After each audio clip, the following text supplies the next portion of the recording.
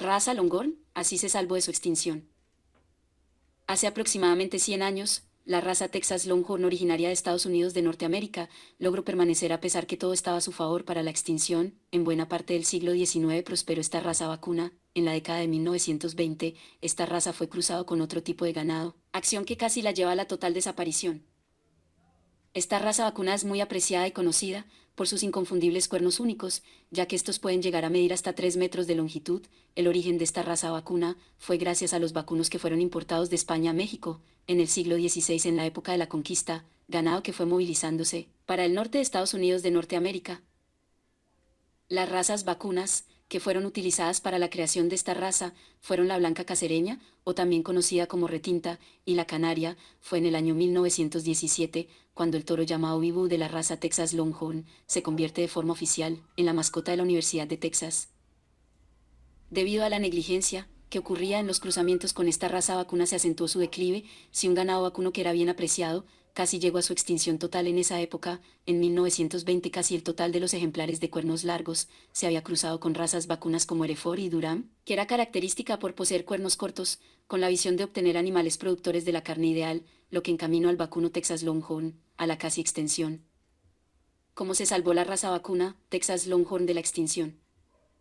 La raza Texas Longhorn era muy apreciada por los productores ganaderos, gracias a la capacidad para ganar peso, adaptabilidad y resiliencia, razones por las cuales muchos ganaderos tomaron la decisión de conservarla, aunque en su momento fue denominada solamente Longorón, que significa cuernos largos. Fue agregado el Texas al nombre, con la visión de poder diferenciarla de la raza vacuna homónima ubicada en las Islas Británicas.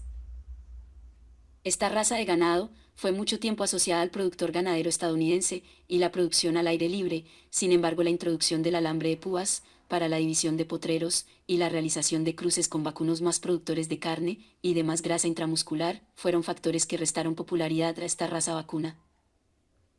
En el año de 1927, el gobierno de los Estados Unidos de Norteamérica implementó medidas con la visión de consertar esta especie vacuna como señal de un componente vivo de la herencia de Estados Unidos de Norteamérica, según lo afirma la Asociación Americana de Criadores de Texas Longhorn. A los guardabosques del Servicio Forestal, Will C. Barnes y John H. Hatton, el Congreso les asignó la tarea de reunir la manada de ejemplares de esta raza para el refugio de vida silvestre de las montañas en Oklahoma, especialmente en Wichita. De forma gradual, más productores ganaderos iniciaron a criar esta raza de ganado Texas Longhorn.